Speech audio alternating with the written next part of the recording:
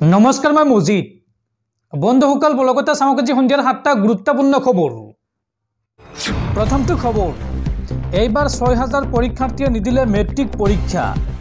জুমৰ বিনিদিনিত ভাগ লোৱাৰ বাবে মেট্ৰিক পৰীক্ষাত অৱতীৰ্ণ নহল 6000 পৰীক্ষাৰ্থী আৰু এই বিষয়টোক লৈ ৰাজ্য চৰকাৰে ৰাজহুৱা বিবৃতি দিয়ক। এই পৰীক্ষাৰ্থীৰ বাবে বিশেষ HSLC পৰীক্ষা অনুষ্ঠিত কৰাৰ আহ্বান বিধায়ক অখিল গগৈ। পৰৱৰ্তী খবৰ, অসম আৰক্ষী আৰু ADRE পৰীক্ষাক লৈ মুখ্যমন্ত্ৰী হিমন্ত বিশ্ব শৰ্মাৰ বৃহৎ ঘোষণা। লিখিত পৰীক্ষাৰ ফলাফলৰ দিন ঘোষণা মুখ্যমন্ত্ৰী হিমন্ত বিশ্ব শৰ্মাৰ। অসম আৰক্ষী আৰু ADRE পৰীক্ষাক লৈ মুখ্যমন্ত্ৰী হিমন্ত বিশ্ব শৰ্মাৰ ডাঙৰ ঘোষণা। হৈ যোৱা ADRE আৰু অসম আৰক্ষীৰ লিখিত পৰীক্ষাৰ ফলাফলৰ তাৰিখ ঘোষণা মুখ্যমন্ত্ৰীগৰাকীৰ। 7 মাৰ্চত দিয়া হ'ব ADREৰ তৃতীয় আৰু চতুৰ্থ বৰ্গৰ লিখিত পৰীক্ষাৰ ফলাফল। 6 মাৰ্চত অসম আৰক্ষীৰ SI পদৰ লিখিত পৰীক্ষাৰ ফলাফল ঘোষণা কৰা হ'ব। অসম আৰক্ষীৰ কনিষ্টেবল পদৰ পৰীক্ষাৰ ফলাফল দিব 12 মাৰ্চত। অসম আৰক্ষীৰ ড্ৰাইভাৰ পদৰ ফলাফল দিব 4 মাৰ্চত আৰু 10 মাৰ্চত হ'ব ড্ৰাইভাৰ পদৰ ড্ৰাইভিং টেষ্ট। নিশা ফেচবুক লাইভত এই ঘোষণা ৰাজ্যৰ মুখ্যমন্ত্ৰী হিমন্ত বিশ্ব শৰ্মাৰ। পৰৱৰ্তী খবৰ, BA পাছ কৰা সকলেও দিছে নেকি ADREৰ চতুৰ্থ বৰ্গৰ পৰীক্ষা। চৰকাৰক ফাঁকি দি পৰীক্ষাত বহাসকল সাৱধান। এই সন্দৰ্ভত কঠোৰ পদক্ষেপ লোৱাৰ ঘোষণা মুখ্যমন্ত্ৰী হিমন্ত বিশ্ব শৰ্মাৰ। BA পাছ কৰা সকলেও দিছে নেকি ADREৰ চতুৰ্থ বৰ্গৰ পৰীক্ষা। ধৰা পৰিলে কঠোৰ পদক্ষেপ লোৱাৰ ঘোষণা মুখ্যমন্ত্ৰী হিমন্ত বিশ্ব শৰ্মাৰ। চৰকাৰক ফাঁকি দি পৰীক্ষাত বহাসকল সাৱধান। BA পাছ কৰি চতুৰ্থ বৰ্গৰ পৰীক্ষা দিয়া সকলৰ বিৰুদ্ধে খবৰ দিয়ক আপুনি আৰক্ষী। লিখিত পৰীক্ষাত পাছ কৰাৰ পিছতেই এই সকলৰ বিৰুদ্ধে দিব পাৰিব খবৰ। মৌখিক পৰীক্ষাৰ পূৰ্বে এই সকলৰ বিৰুদ্ধে লোৱা হ'ব ব্যৱস্থা।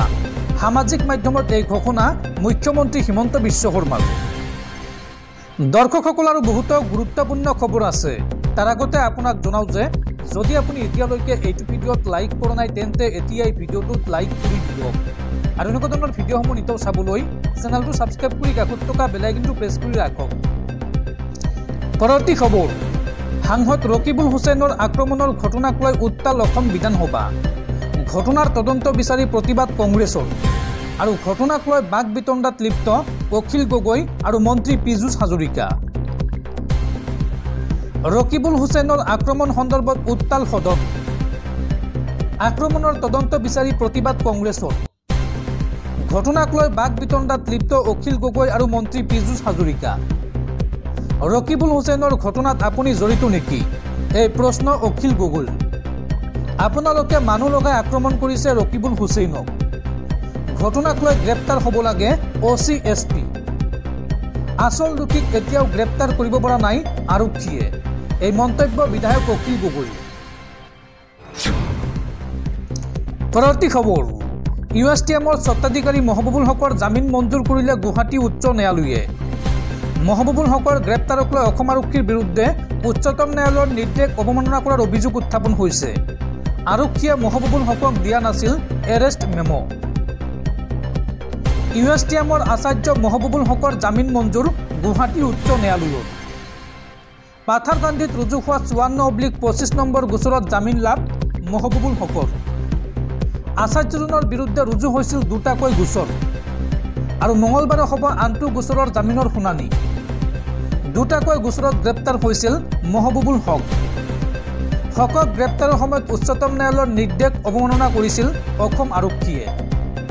আৰক্ষীয়ে মহবুবুল হকক দিয়া নাছিল এৰেষ্ট মেমো আৰু পৰিয়ালৰ লোককো জনোৱা নাছিল তেওঁৰ গ্ৰেপ্তাৰ সন্দৰ্ভত আৰু সেই বিষয়ত উচ্চ ন্যায়ালয়ত হৈছিল শুনানি আৰু মহবুবুল হকৰ পক্ষৰ যুক্তি মানি ন্যায়ালয়ে দিলে আচাৰ্যজনক জামিন। পৰৱৰ্তী খবৰ, অসমত পুনৰ ভুৱা পৰীক্ষাৰ্থী।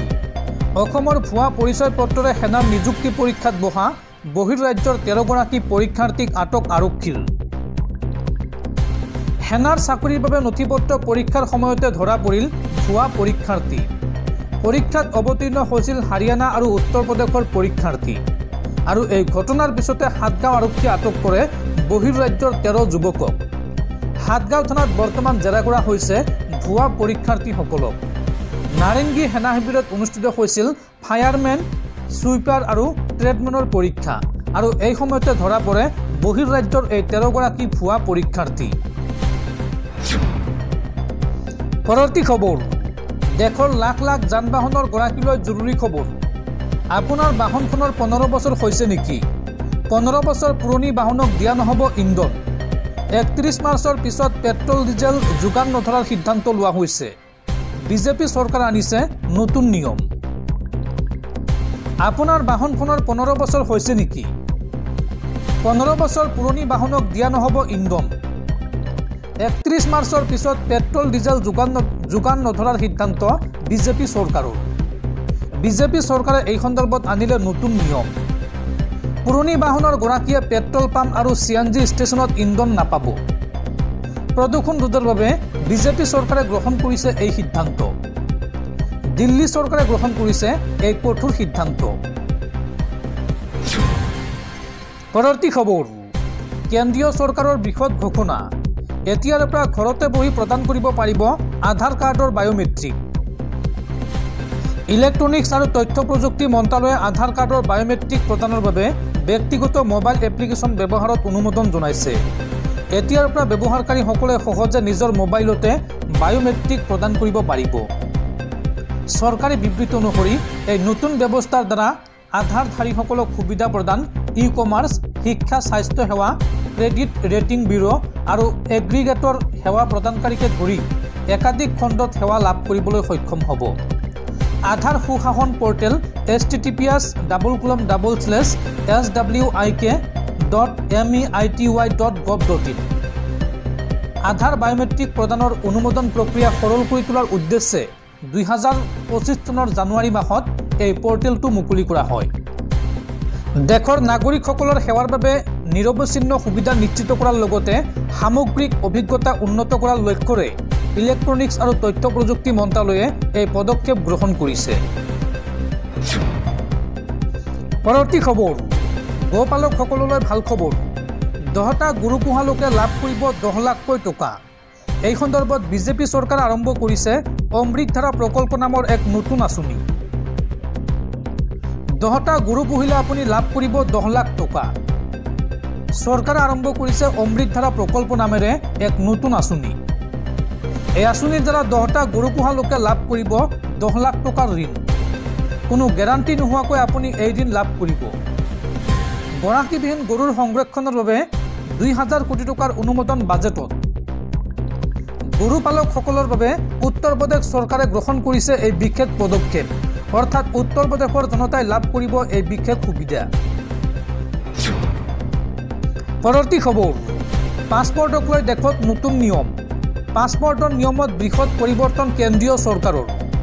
জানি লওঁ আহক, এতিয়া নতুনকৈ পাছপৰ্ট বনাবলৈ হ'লে আপোনাক কি কি নথিপত্ৰৰ প্ৰয়োজন হ'ব। পাছপৰ্ট আবেদন প্ৰক্ৰিয়াত গুৰুত্বপূৰ্ণ পৰিৱৰ্তনৰ কথা ঘোষণা কৰিছে কেন্দ্ৰীয় চৰকাৰে। সংশোধিত পাছপৰ্ট নিয়ম অনুসৰি 2023 চনৰ 1 অক্টোবৰ বা তাৰ পিছত জন্মগ্ৰহণ কৰা ব্যক্তিৰ বাবে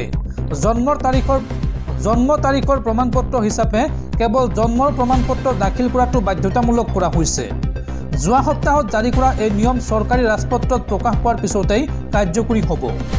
এই নতুন নিয়ম অনুসৰি 2023 চনৰ 1 অক্টোবৰৰ পিছত জন্ম হোৱা ব্যক্তিৰ বাবে জন্ম আৰু মৃত্যুৰ পঞ্জীয়নভুক্ত পঞ্জীয়ক পৌৰসভা বা জন্ম আৰু মৃত্যু পঞ্জীয়ন আইন 1969 অধীনত নিযুক্ত অন্য কোনো কৰ্তৃপক্ষই প্ৰদান কৰা জন্মৰ প্ৰমাণপত্ৰহে গ্ৰহণযোগ্য হ'ব।